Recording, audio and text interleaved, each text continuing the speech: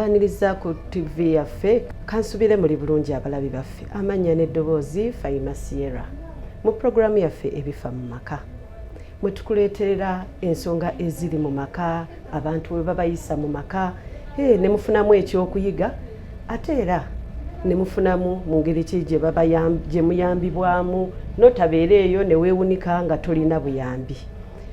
Mu programu yaffe ebifa mu maka wetwakoma luli nabaleetera mukyala Hajati Amina kitundu kyaffe ekyokubiri abataaliwo kambazeeko emabega tulina omukyala Hajati Amina gwe baali baloga omusota mu kugulu namuleeta n'atunnyonnyolamu embeera mwe yayita nate ne leero njagadde twongere tutambulire wamu mumanye biki ebyaddirira.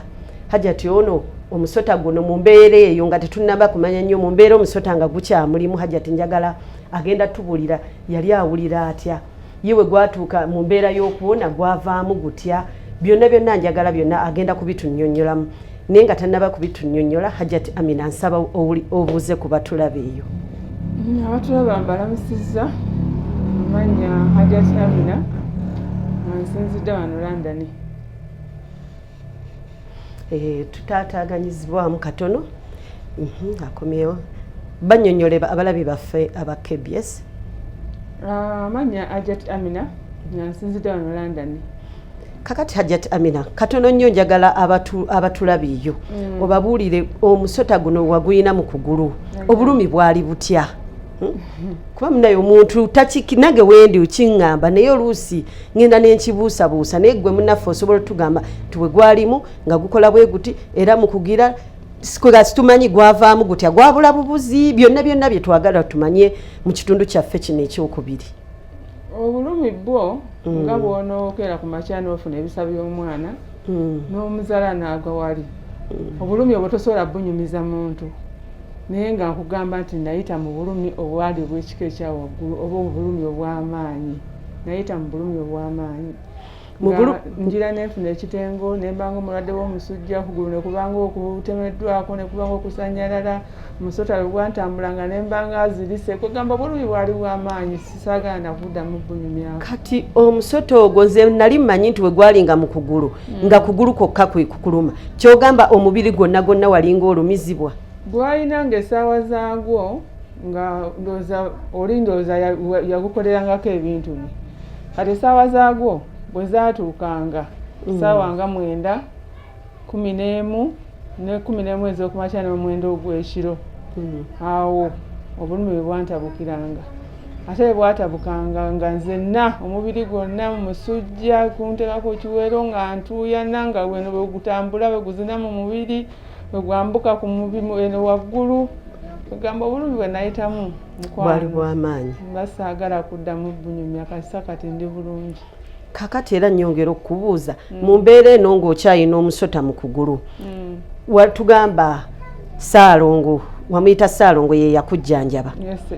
Kati njagala obuulire ku batulaba eyo yakola atya omusota guno okulaba nga gufulumamu twagala otubuli obujjanjabi bwe bwaliwo yakikolanga atya era nawe n'otuuka okukkiriza nti omusota guno gufulumye kuba omuntu ayinza okugamba kale yawona atya twagala tumanye wakeera ku makyanga okugulu kuteredde gwavaamu kugamba eyo yenna embeera gye njagala obulireko ku batulaba eyo ate basobole nabo okumanya embeera gye wayitamu ng'omuntu.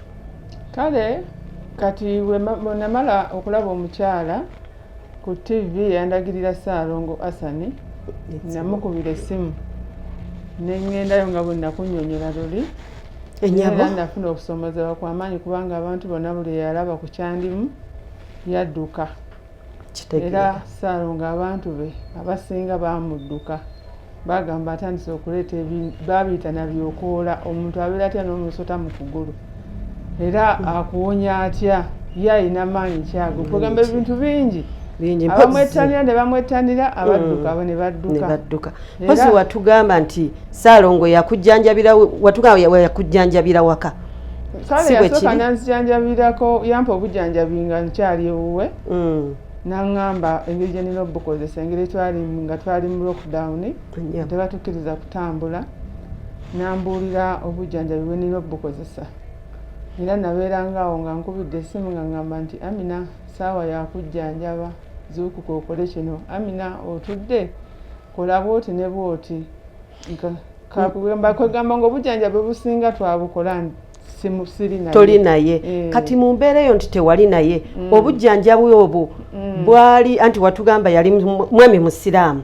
Bwali bwa Kurani mwe yayitanga. Yasomanga dduwa oba byonna yagattanga n'akuwanga eddagala lino nti nywako kola otya. Byonna yabigatta yakolanga atya? Owange ebintu bya Ssaalongo byansobera. Kubanga mu kusooka wano nga nkyali ewuwe yakozesa Kurani. Era nampa n'eddagala ly'Ekiwarabu, nampa n'eddagala ly'Ekinnansi era ffe erya wano.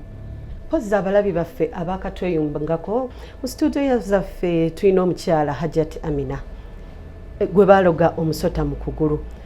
Tubadde atunnyonnyola omusawo engeri gye yamujjanjabamu. Mukyala Amina, yongera otubulire embeera mwe yakujjanjabira ng'obeera waka ate ye abeera walala. Nawe n'ofuna okukkiriza gy'ali n'ogamba nti ajja kumponya naye nga toli kumpi naye. Kale mu kusooka sakkiriza okusinziira ku bintu bye yali aŋŋamba ng'olabira ddala ng'ebyokusaaga. Agirala ngamba nti zuukuka okole kino. Zuukuka okole kino. Genda ebimanju fuluma ebweru kyosangawo kyonna kola bwoti ne bwoti. Naye engeri gye nali nti nali mu bulumi mu butuufu buli kye yaŋŋambanga nakola kikolanga. Naye kati lwali lumu nga nzizeeyokko n'abaako eddagala lye yampa. Naŋŋamba eddagala lino ligenda kuba lya ntiisa era ogenda okufuna ekintu ekyentiisa naye nkwegayiridde guma. Kati bwe yampa eddagala eryo n'aŋŋamba ogenda likozesa okumala ennaku 3 naye olunaku olwokuna bw'obaako ky'owulira nga kyanjawulo ku bulumi bw'obadde owulira eddagala eryo lisiige bwonnyini w'owulira obulumi. Kati bwe nagenda nga ntandika bujjanjabi nga bwe yaŋŋamba ssaawa 9 nga nzuuka n'ensiiga ku 11 nga nsiiga bwentyo. Kati nnaku 3 bwe zaawegwako n'ennindo olwokuna lwe yaŋŋamba. Nagenda okulaba olunaku luziba nga teri kaliyo. Netuuka n'okufuna otulonzi twesifunangako omwaka mulamba gwe nali maze nga seebaka. Naye kwolwo nafuna otulo tw'amaanyi ne tunziba okuva ssaawa ndowooza nga 6 awo. Kati bwe ziwera ssaawa 9 ngenda okusisimuka nga nina ekitenge eky'amaanyi nga nkankana nzena nga njugumira nga mpulira omuliro ogunjokya okugulu nga neera kwe batemyeko mu butuufu nga mpulira obulumi obw'ekika ekyawaggulu. Tosobola nakukunyumiza. Kati olwo obuwulira essaawa eyo wakola ki? Kati nezijukira nti alina eddagala yampa nti mpulira obulumi ate obususseewo lye nina okusiigako. Ng'olisiiga wali ku kugulu ewali omusota? Yaŋŋamba gw'osinga okuwulira obulumi bw'osiiga. Era nawulira nga we wali obulumi ne ntandika okusiigawo nga bwenkaaba amaziga gampitamu. Nagenda okulaba we ntandise okusiiga nga buli wensiiga waatika buli wensiiga waatika. Nagenda okulaba ng'omusota guggyeyo omutwe, omusota nga gwesokoola mu kugulu, omusota nga gugwa wali. Tewafunamu kutya tewazirika kuba embeera eyo ng'omusota guvuddeyo eba yantiisa nnyo kuba luli obadde olaba kintu mu kugulu naye kati wano ogulabako physically gwe tewafunamu kitengo kale already ekitengo kyaliwo naye embeera okutya ennyo okwo abamu bazirika gwe tewafunawo kyanjawulo. Mukazi munnange nawunga naye kati nga bamugambye nti ebisabo beera mu ddwaliro n'ozaala omwana nga byakulumye nnyo n'omwana osooka n'osooka n'omwerabira nti omuzadde. Nti omuzadde olw'obulumi buli. Naye nze nasooka n'entula bwe nti n'entunuulira omusota n'entunuulira bwe guvudde n'ekakasa nti agakatonda kulabika guvuddemu. Kati kankubuuze essaawa eyo we gwaviiramu waliwo wekka oba waliwo n'omuntu? Kale sisita wange yaliwo naye nga tusula mu bisenge byanjawulo. Tewakuba ku ndulu ng'omuntu ekyekango bw'oba olaba omusota nga gufuluma guti ofunamu ekyekango muli tewaleekaana tewakola ki? Kati wano mu kufuluma obulumi nalina bw'amaanyi nga n'agakuba endulu sigayina nga n'omumwa kyenkana gulinga oguzibye. Ate n'ekirala kyembuuza omusota guno okuvaawo ne gugwa wali tewafunamu kirowoozo nti kangukube kuba munayo yinza ogamba nti guyinza ate okuvaawo ne gunnuma. Maama wange ebintu by'onyumya oba ebibuuzo by'obuuza simanyi nti oba ekintu kyenkunyumiza tokikkiriza kubanga okumala n'omusota omwaka mulamba mu kugulu n'olabanga essaawa ezo obulumi bw'oyitamu gukuvuddemu amaanyi ogajja bagakwata omuggo okuba omusota ogwo oba amagezi essaawa eyo gajja wankugambe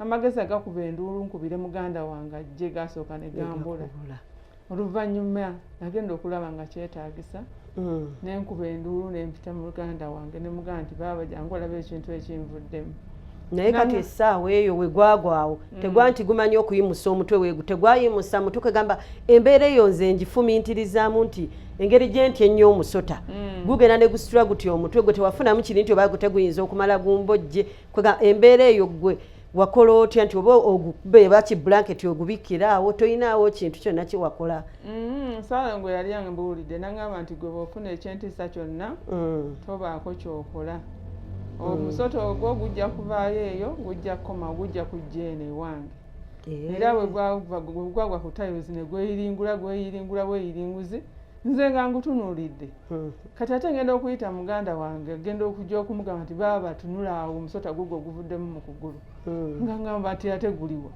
ate nga tunoonya omusota tetugulaba nga temukyagulaba ate ng'onoonya ne bwe guyise nga tolabawo ati baaba n'agamba nti kasita owonye kikulu ekiwundu kikyo nkirabako omusota gukuvuddemu kati tugume tukozese eddagala Saalongo lyatugamba kati mukubirako ne ku ssimu kati Saalongo ne mukubirako essaawa ezo zaali ssaawa za kiro ne mukubira ne mugamba Saalongo ekintu kinvuddemu naye kibulidde mu nnyumba n'agamba nti ekyokuba nti kibulidde mu nnyumba teweeraliikirira kijja kuba kijja eno nja kuyita ojja kukiraba kati nze nange nenguma nesigala nga nkozesa eddagala lyeyampa eriwonya ekiwundu kino omusota bwe gwava kati mu mbeera eyo njala nkubuuza ekiwundu kino kyogamba ekyaliwo engeri nti mwalimu musota kyawona kitya kuba kati ebiwundu bye bito mba nsuubira kisobola n'okutana kuba ogambye waayulika buyulisi nga kiraga nti kiwundu kyali kinene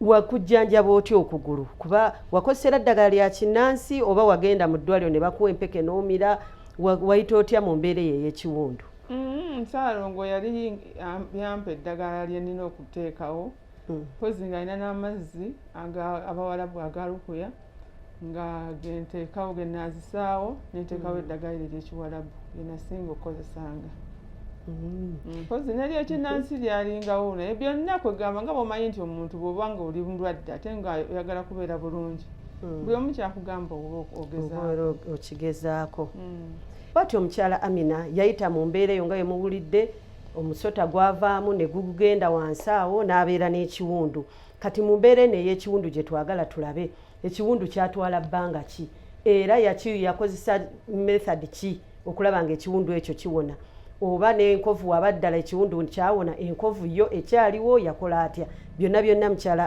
Amina njagala obinnyonnyola abatulaba eyo obabuulira embeera eyo gye wayitamu ku kiwundu ekyo embeera gye nayitamu ndowooza nsobola okusindikira ku bifaananyi nga omusota gukyandimu nenkusindikira ku bifaananyi ng'omusota guvuddemu nga gwakavaamu ebyo byonna nabiraba era n'abalaba tulaba eyo tujja kwongera okubibalaga kati bw'oba wabiraba essaawa zino nina nkovu era kati sirina buzibu bwonna ndi eno ewaka navaayo mu Uganda najja eno okuwummulamu lwakuba kati naddayo ku mirimu gyange nkola bulungi sirina buzibu sirina wannuma naye ekyo ekirooto tekirinvaamu amazima gali nti sikulimba nti neebaka otulo nembulizaako mbuliri era mba nebasebe nti mbeera nga aloota ngamba nti nkwatako okugulu ngamba ddala nawona omusota guno gwanvaamu nga nawe wennyini tokikkiriza nga sikikkiriza kikyaganya okunzigwamu naye nga kijja kunvaamu mpola kati ekyo ekiwundu era ddagala lya Saalongo era lye lyakuwonya n'ekiwundu ekyo nnyabo ddagala lya Saalongo lye lyamponya mpaka kati n'otereera enkovu ye ekyaliwo oba nayo yavaawo enkovu bweyali naye egenda mpola kintu si kyabbanga ddene kubanga bukyanga mpona bulungi kitutte kati myezi ndowooza kigenda mu 3 enkovu ekyaliwo kati mu mbeera eyo Saalongo mukyawuliziganya kuba Saalongo ye yakuwonya munnaayo si kirungi kwerabira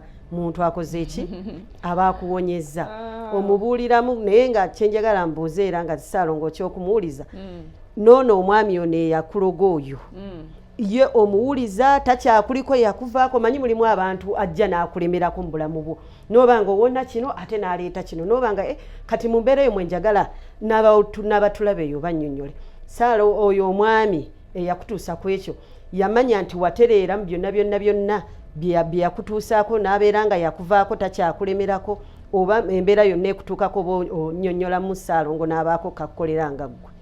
Kakati nali sinava Uganda naye nga mmaze omusota gumaze okunvaamu Ssaalongo nagendayo n'abaako kanduyite lukomera alina edduwa gye yampa ng'oli ne bwankola ekintu kimuddira. Kati ye omwami bwe yawulira nti omusota gwanvaamu nawona ono yali antambulirako yayongera kugenda wa maaso ngagenda mu maaso okukola nga bwe yali akola kubanga ye yali ansuubiriza kufa oba kye yali ayagala. Kati ye yasigala ate akola ebintu bye nga bitandika ate kuddira ye na famire ye olw'edduwa eri Ssaalongo gye yakola ey'olukomera yakola dduwa yokka oba n'ebirala kuba edduwa naffe tuziromba byonna oba oyina ke weesigalizaayo yakolerayo n'ebirala. Nze sina kye neesigaliza Ssaalongo gwe bw'oba otuuse waali omubuulira ye yamanyi bw'akola ebintu bye oba weetaagisa dduwa oba weetaagisa ki ye buli kimu yamanyi bw'akikola. Nga tonnabasooka otuwe ku nnamba eyo kuba naye bangi abayinza okwetaaga eyo ennamba olw'olukomera kuba bangi bayisibwa mu mbeera ng'era gye wayitamu naye ne bamala okuwonya ate era nekiddamu. Kati Ssaalongo waba asobola okuwa omuntu edduwa ey'olukomera kitegeeza nti kabenzi kaaba abalabi baffe bajja kwetaaga ku nnamba eyo abataaliwo oluli nga njibawa era mbadde njagala njibaddiremu nti omuntu waafuna obuzibu amanya ono yajja okunzijanjaba ate era bw'aba ayagala okuba nga yeetangira embeera eyo ey'okugamba nti ate bandoze kino nti Ssaalongo oyo asobola okumuyamba okulaba nga ebyo byonna tebimutuukako. Sooka ogitusomera ate twongerereyo emboozi yaffe maaso. Ennamba ya Ssaalongo sisobola gimma muntu yenna kubanga nange singa saagifuna wandibadde toli singa siriiwo era abantu bangi nnyo eno gye ndi beeyambye wadde nga bali eno n'omugamba Ssaalongo omukubira ajja kuba akuyamba mu mbeera bweti namuddemu okulabagana agamba munnange Ssaalongo yannyamba. Ennamba yeri 0772 0772 22 79 58 ginziriremuko 0772 22 79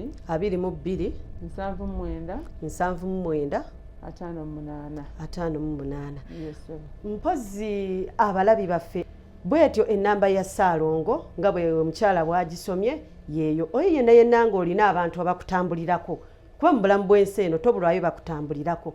Mbadde nkusaba ennamba eyo gyekuumise nnyo nti ajja kukuwonya ate tajja kukukoma mu kukuwonya ajja kuteerawo olukomera nga lwe yateerawo Hajjati Amina.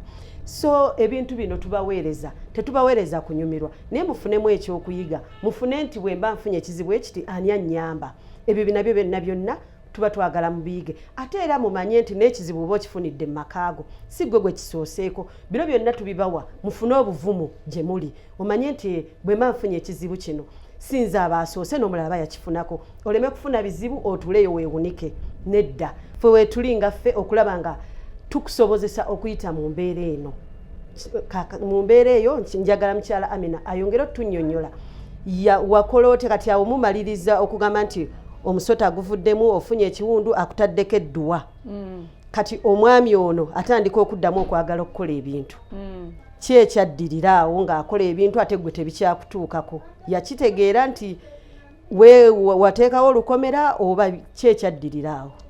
Yakitegeera kubanga nze bwe nagenda ewa Ssaalongo yambuulira nanga nti musajja tatudde akyakola ebintu bye nga bwe yali abikola yali amanyi nti ogenda kufa nemugaa kati Ssaalongo badde ntegeka lugendo nangamba ategeka lugendo lwe tolina buzibu era kwe kutegeka olugendo okujja eno ddeyo ku mirimu gyo naye kati mpuliza nti abafamire y'omwami oyo eyali yantuusaako obuzibu nti bannoonya ekitegeeza nti bategeera ekituufu bakunoonya gwe abakugamba nti akunoonya bagamba akwagaza ki? Mbu ali mu mbeera mbi, famire ye eri bubi, mbu ebintu bibalumba ekiro, mbu abaana be simanyi ebintu bibakuba, ate mbu yatambulidde be nabagamba nti alina kunneetondera.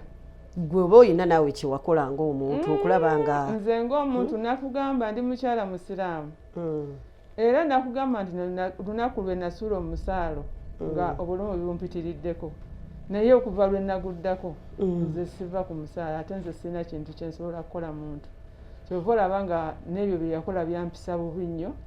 Singa nali namanya Ssaalongo tebyandinkuta oba tebyandintuuseeko. Oba akunoonya kuddiza gundi kibanja kikolotiyo byonna byogebwa oba yali yagikuddiza dda. Bonna baagala nti jangu tukuddize bakiri tusonde tukuddize ebintu byo bakiri obulamu bukomewo, kubanga bagamba nti ali mu mbeera mbi n'abaana be ne mukyala we. Mbeera embi, yalwala baavu, mbeera mbi etya? Balwadde kwegamba ebirumbe ebibakuba olumbe oluganda lubakuba, kale kwegamba kaŋŋambe nti mbeera mbi, bali mu mbeera mbi. Oba we babyojjaako ate n'obibasindikira, kuba kakati embeera eyo tesobola kujja buzzi. Oyinza okuba naawe hajjati ng'oluusi wakikozesa busungu, omanyi olwo ebintu bye tukola nga tubikoze mu busungu, ate oluusi n'okyejjusa.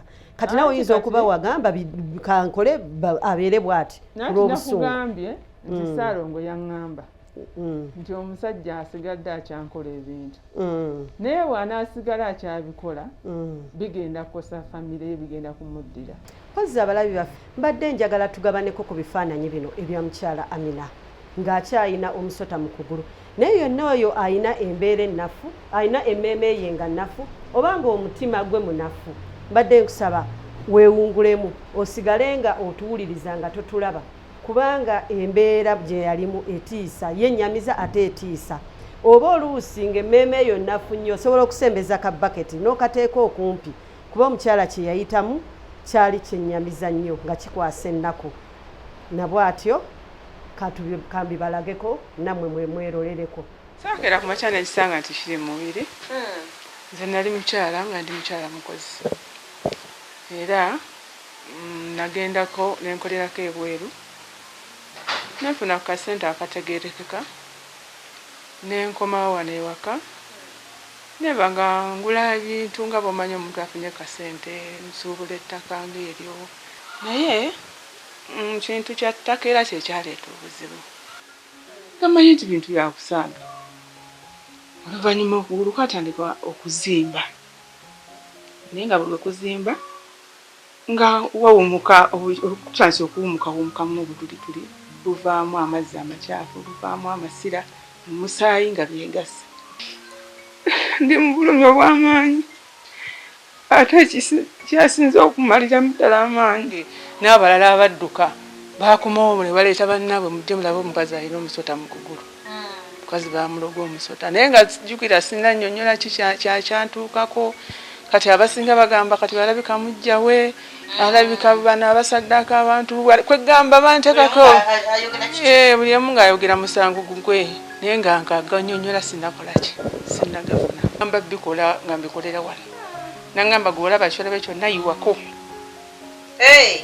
Kati bwe naleeta nga ngulaba guzannya, ne nkwata eddagala erenjiwako. Bwe nayiwako nze kennyini ne nzirika nga sikyategeera. Obulumi nga sikyategeera, naye nagenda okulaba gweyongedde okuvaayo. Kyanasali nagenda okulaba omusota guvuddemu nga gugudde wali. Nze gwolaba nakuba enduulu nga mpulaba gugudde wali, ngamba muganda wange jangu olabe. Naye muganda wange ngenda okumugulira okujja nga gubuze. Era kati okulaba nga kufaana bwe kuti, nina eddagala lyenteekako lyeyampa. Obola nga kwalesa ekifaananyi kyennyini nga bwe gwali gutudde, kubanga sikirini eno bwe gwalwa nga guli munda yali evunze. Kyobola nga gwakoleddwa bwe riti. Nge sinnatereera.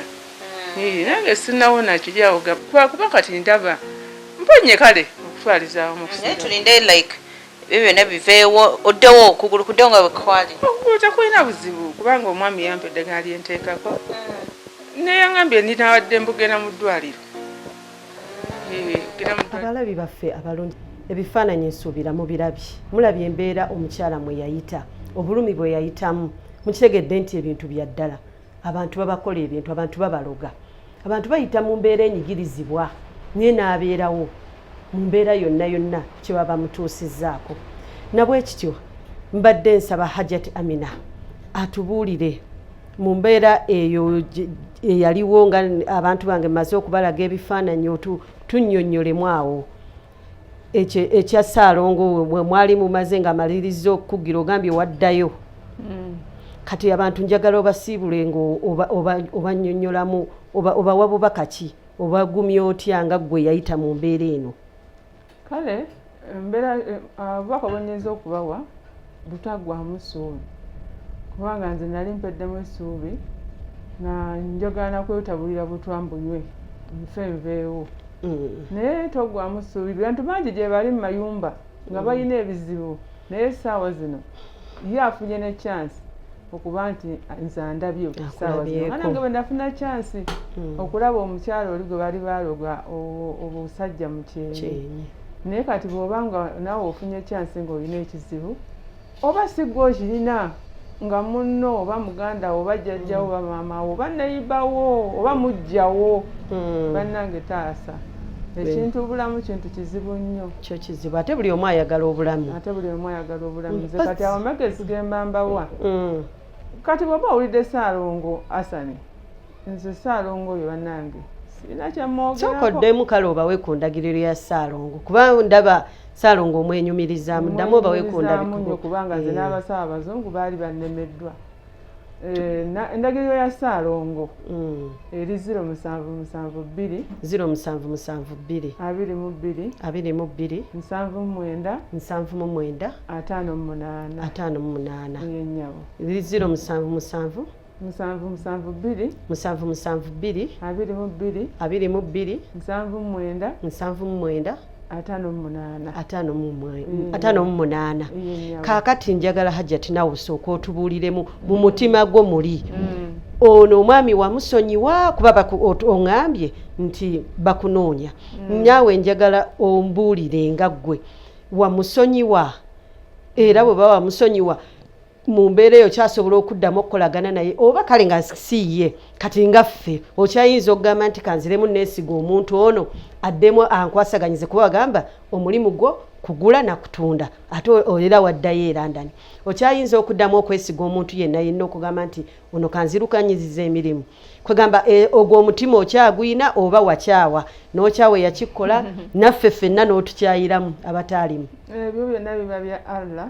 byabageze naye nga sijja kukukisa nga njogera oba ndi kumpewo oba ndi ku TV omwami alifunsi mubutuufu tannanva ku mutima era sinnaba kumusonyiwa naye ate oli mukyala musiraamu ate nga n'eddiini ndaba yanoga kati mu abalala bagamba bangi abankola ebikya abanziruka abannenyinyala banjogerako ebigambo naye nze abo bonna nabasonyiwa era nabafuula mikwano gyange era neeno gye ndi emirimu gyange era ewaka gitambula era abantu mbeesiga naye nga omwami yali ayagala okuggyawo obulamu bwange bw'oliba ozzeemu okunfuna ndi wankubuulira osobola okukyogerera mu kumpewo muntu naye era n'okusonyiwa kwa buntu kya buntu naye munaye tuzze tunyumya ebbanga ddene sirina kyennaakukisizza ekyo sijja kikukisa tannanva ku mutima tonnamusonyiwa oba era engeri nti yali ate ayongera kukola birala kyova tonnasonyiwa olwedde era akyakola kati nze musonyiwe kati kamale naye okuwulira obulumi bwe nayitamu njamusonyiwa naye nga si kati nja kumala kudda komaweeka nakomaweeka nange nsooke mulambuleko ndabe bwali oba yeetaaga okusonyiwa omukwasa Allah buli kimu akimala nja kumala nti kuddayo waka olyoka ogambe nti omusonyiwa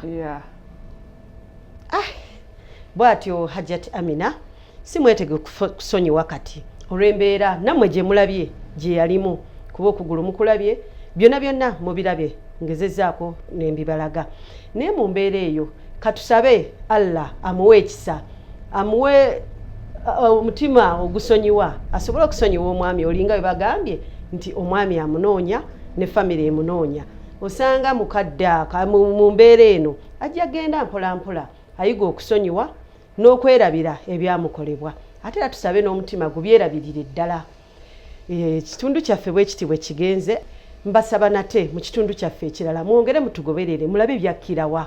Hajati Amina yasonyiwa, Hajati Amina kiki ekyaddirira. Mbadde mbasaba tutambulirenga wamu era tutambulire wamu mu programu eno tulabe ng'ensonga zonna tuziggusa. Mbadde omuweereza wammwe Faima Sierra mu programu yaffe ebifa mu maka. Mubeere bulungi, mweraba.